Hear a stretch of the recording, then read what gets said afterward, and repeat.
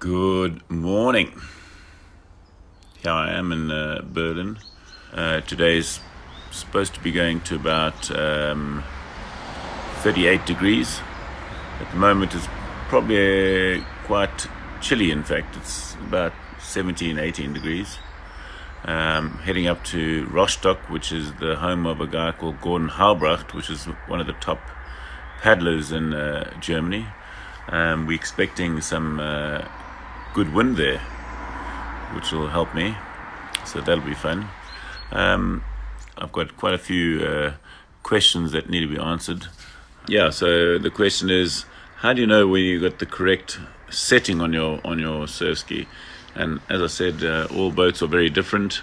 Therefore, the one consistent thing we have to have is that when you're in the boat, you sit down in the boat and adjust your foot rest so that when you rotate and you'll rotate like that, right, like that. You can see I'm sort of rotating. When you rotate, your legs will go up and down. When your leg touches the bottom of the boat, then you're in the right position. If your leg touches too soon, anywhere, either in your hamstring or on your calf, then you must make it shorter. If you can't touch it, then you must make it longer. The whole thing about leg drive is that you make sure that you really are driving hard against your footrest and not driving hard against the back of your seat. If you're on the back of the seat, pushing into the back of your seat makes your ski go backwards as opposed to pushing against your footrest, which makes your surf ski go forward. So as you get better, as you rotate more, what you'll find is that your legs will bottom out sooner. And when your legs are bottoming out, that means that you're actually rotating more, and therefore you're going to make your leg length shorter. The shorter your leg length goes, the better rotation you've got. So that's how you determined what your leg length should be. So as you get better, you'll rotate more and more and more. And in fact, my knees sort of change from about, it's like a bicycle. I equate it to a bicycle. On a bicycle, that's how much my knees go up and down in a surf ski. So remember, surf ski is about being a leg sport as opposed to being a sport where you use your arms. So it's more about leg drive as opposed to arm pulling. Okay, here are some questions we've got. More questions. I know the video. Okay, a question for me: should leg length change as you get better balance, or always be the same?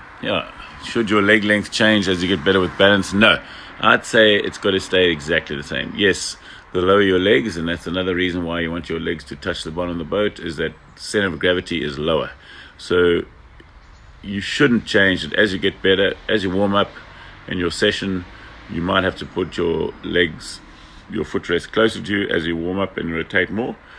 But the bottom line is, once you're at the optimal point, you should never have to change that. Don't worry about that. You'll never have to change the leg length. Once you're more stable or unstable, it doesn't make a difference. You should be just rotating properly. Okay. Safety question. When paddling downwind, do you always paddle with a buddy or do you go alone? If you go alone, what precautions do you take? Okay, that's a good question, because obviously I'm in Portugal where the water temperature in the last few days, I just did a 40-kilometer paddle the other day, nobody, all by myself. Water temperature about 15, 16 degrees. The most important part about paddling by yourself is to be prepared for the weather conditions. Prepared. If you break your rudder, be prepared to swim. I mean, the longest swim I've had is 3 kilometers when I broke my boat in half. But the bottom line is, if you're paddling by yourself, a few precautions. You should always paddle with somebody, and I haven't got that luxury, and not too many people want to paddle for 40 kilometers with 30, 40 knot winds. That's quite tough. So what I do is I make sure I've got a phone, it's charged, and the person that is going to drive for me, whatever, mostly 99% of the time. Claire, my wife, she will know to be on the phone. So that's important. I always take a life jacket to help hold the phone. And then if it's blowing really hard, you must have a leash. But you must be dressed appropriately. 2 days ago when I did 40 kilometer paddle, I was dressed in a nice dry suit, so I was nice and warm. Even though it was a sunny, hot day in Portugal, I still made sure I was in a dry suit so that I could actually swim to shore if I had problems and I wouldn't be cold. So I'd say the safety thing when you're paddling on your own, make sure you've got a leash, you've got a phone, and the people know that you're out there, because that's important. So I have had 3 incidents in Portugal where I had to phone Claire to say, I can't make it. I broke my rudder once, I bonked once, and I had a very leaky boat once. So I couldn't make it to the spot where I was planned to finish. So I've had 3 incidents where I didn't make it. And all 3 incidents, the best way was to phone Claire, my wife, and say, no, sorry, I'm not going to make it. Come pick me up at this beach, or come pick me up on that beach. So I think the phone is one of the best safety features.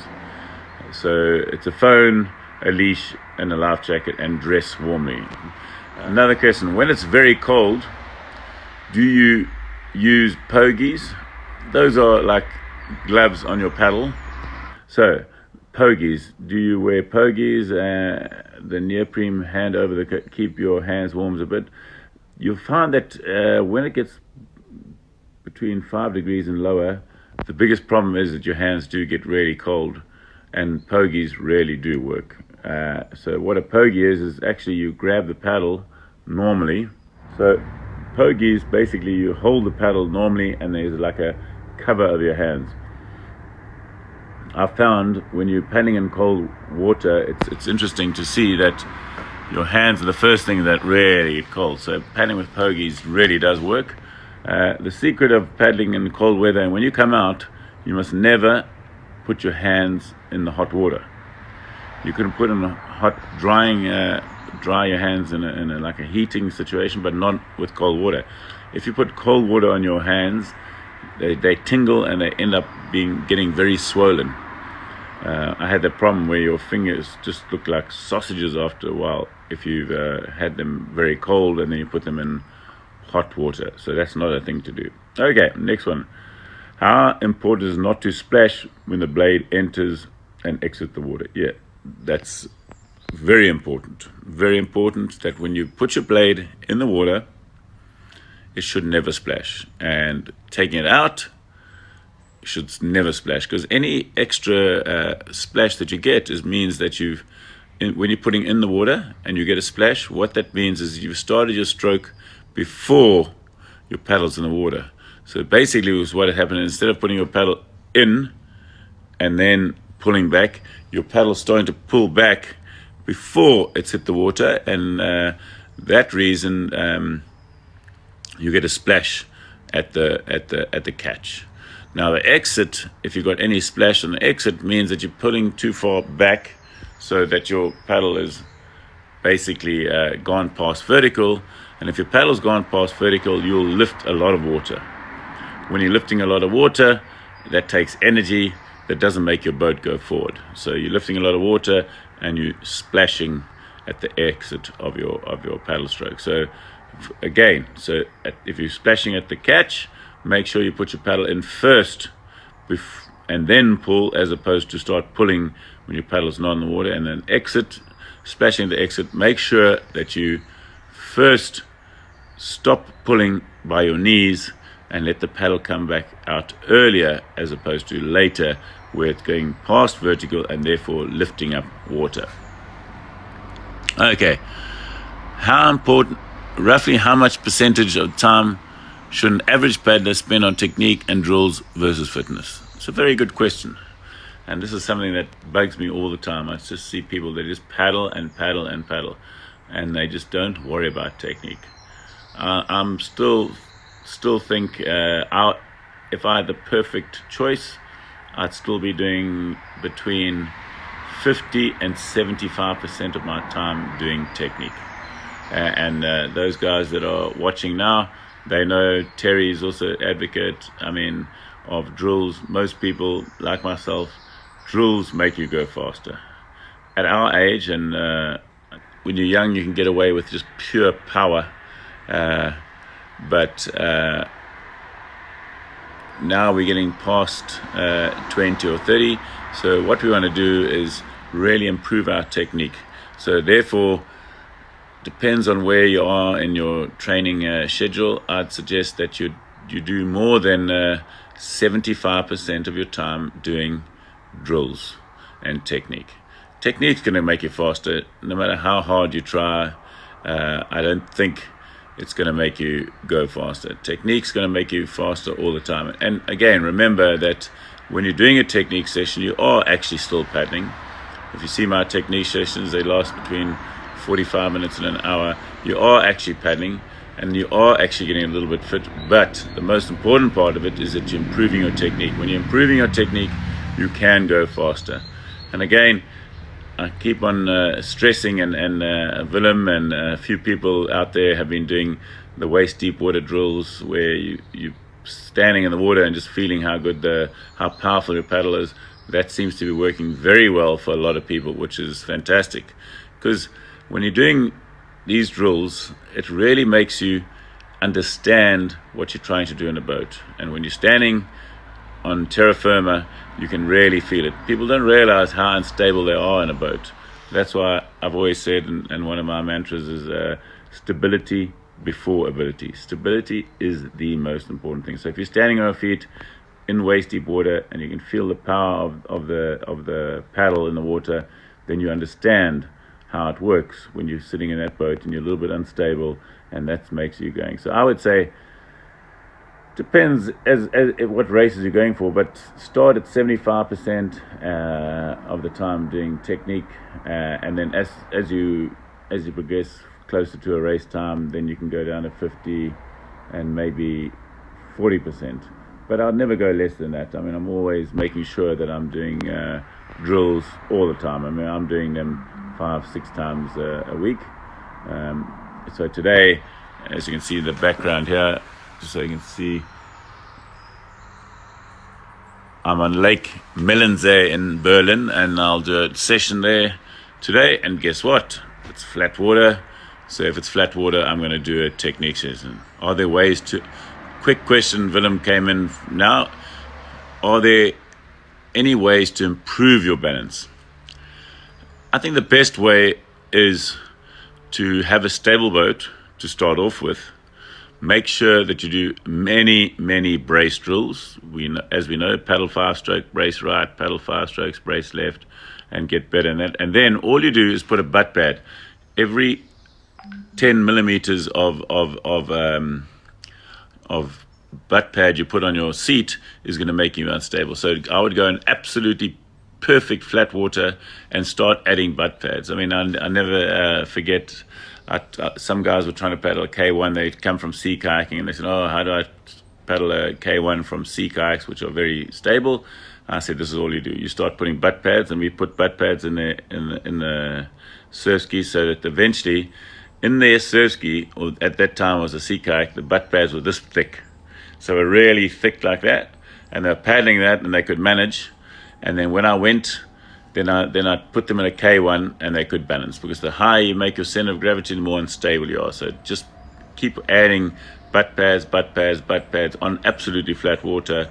And then when you go into the ocean, take all the butt pads out, and whatever boat you are in is going to make you very, very stable. So that's how that's one of the best things to improve your balance, is just by putting butt pads in when you're on flat water, and take the butt pads out when you go into rough water.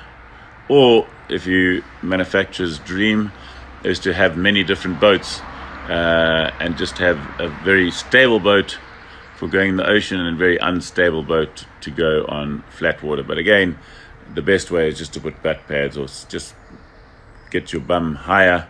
The higher your bum is in that seat, the more unstable you will be, and the worse your technique will be. So that's why it's very important to make sure that if you're going to be trying to improve your stability, that you're still keeping your technique good.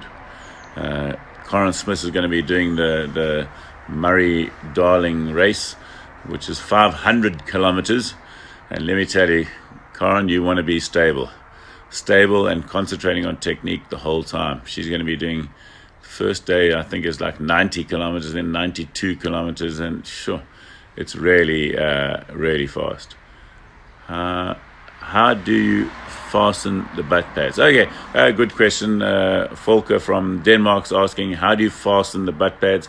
It's very easy. You just take duct tape and you wrap it around to little tubes, and you put that like 4 or 5 little wraparound, so it's like double-sided tape on the butt pads, and then you put 1, 2, 3, 4, as many as you want. They don't have to be very big. That's the nice thing about when you're trying to get stable, is just put a lot of layers, 1, 2, 3, and just keep on increasing them all the time. In the old days, because the Chalupsky that I used to use was too narrow for me, I used to have to put 10 or 20 millimeters of butt pads in a very unstable boat, which made it very unstable. Most people couldn't paddle my boat because it was so unstable. But again, it did help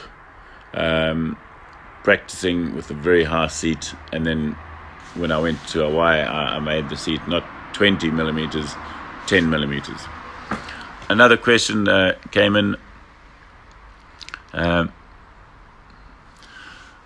What might be the problem technique-wise if someone gets sore forearms and numb feet? Okay, sore forearms. 95% of the time, sore forearms is because you're gripping the paddle too tight. As soon as you grip the paddle too tight, that tensions everything in your arms. And if you're tensioning everything in your arms, straight away you'll get sore forearms.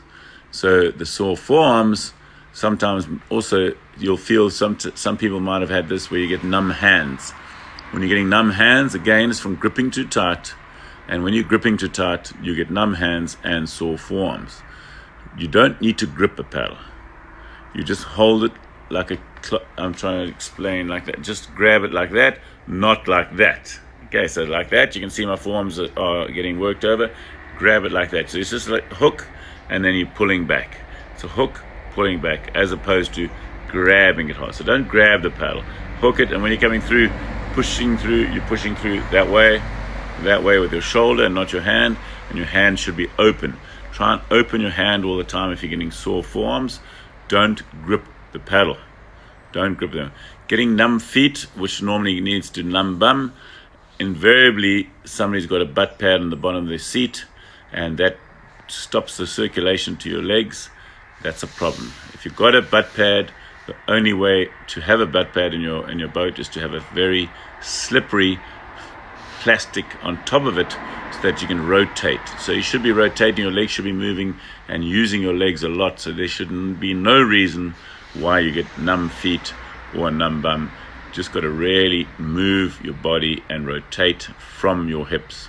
That's a big problem. So your leg drive is very important, but you must rotate from your hips. If you're rotating from your hips, you'll find that that your bum's never on the seat, and if your bum's never on the seat, you shouldn't get a numb bum or numb legs. Okay, there's another question. I saw one. Phil sent me a question. Phil Paris Brown. I was going to go and find it. Okay, Phil's question, which is always a good question. I have trouble staying under MAF whilst paddling. Any pointers to producing quality technique and staying under MAF? That's a good question, because I trained with a guy called Nello.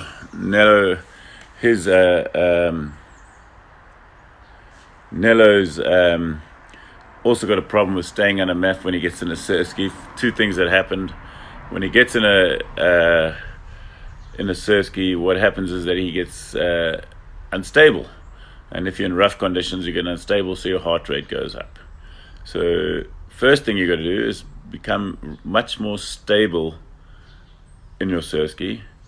And then try and breathe correctly, loosen your hands, anything to keep you under MAF. MAF's very important because you don't want to go too far over.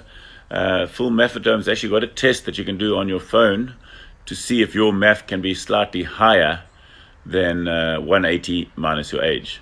So what happens with me, my MAF's actually 131, where if I did the 180 minus my age, my MAF would actually be 120, I'm 56, 124.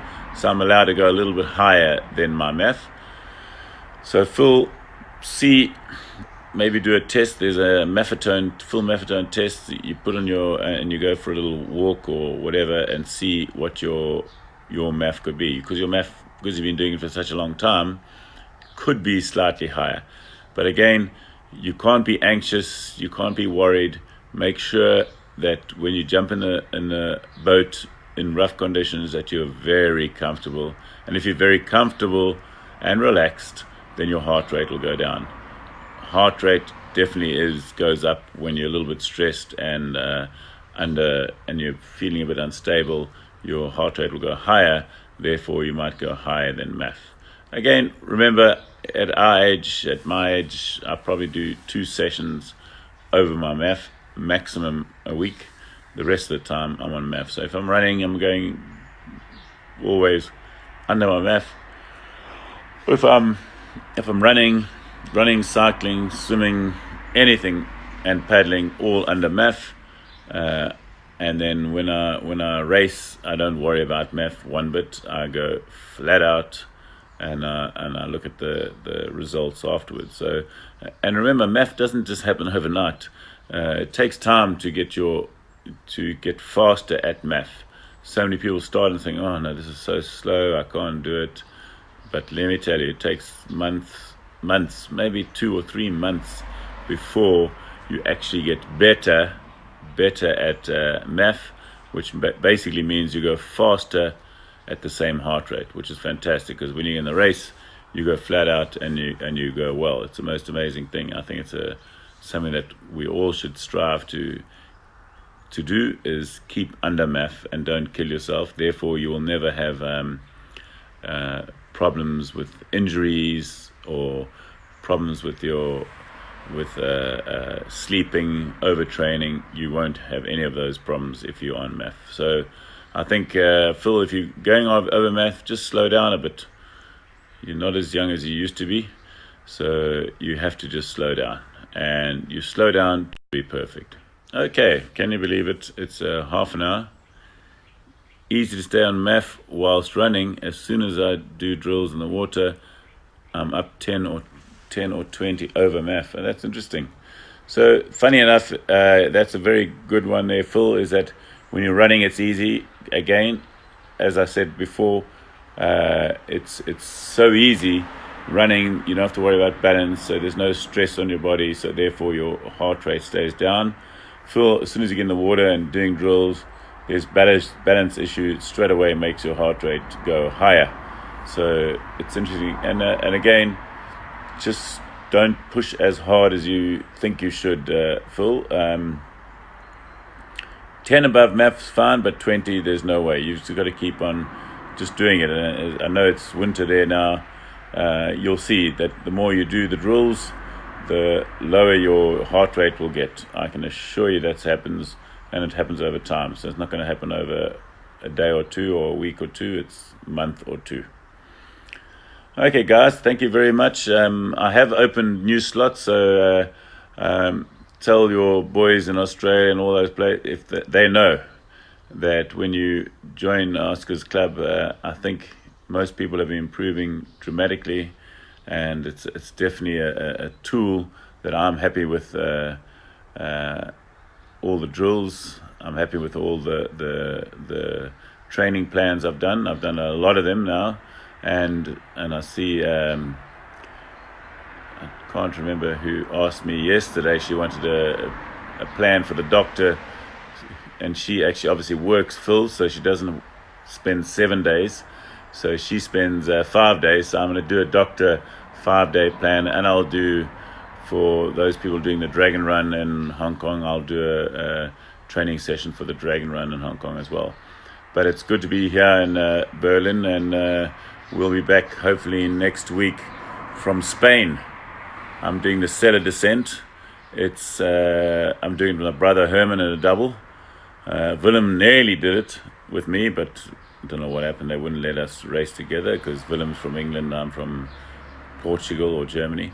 But my father's racing it. My father is turning 82 in September, and he won this race in 1969. So they've invited him back for the 50th year of his winning the race in 1969. Herman and I won this race in 1986, the Cellar Descent. It's got more than 3,000 participants, all starting at once in a narrow river. And we're going there next weekend in the northern Spain. So it's about a 5-hour drive north of Porto.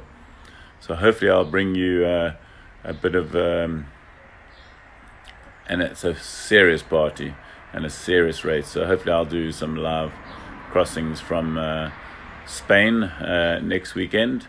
And... hope you guys all keep on improving, and we'll see you next week. Thanks for listening, and I hope you guys all learned something again, and we'll make the Oscars Club grow a bit now. The more people we have, the more interaction we'll have on Facebook and on live streaming, and I look forward to seeing you next week. Have a good weekend. And keep on doing those drills. You'll never be upset with yourself by getting faster with doing less. See you next week.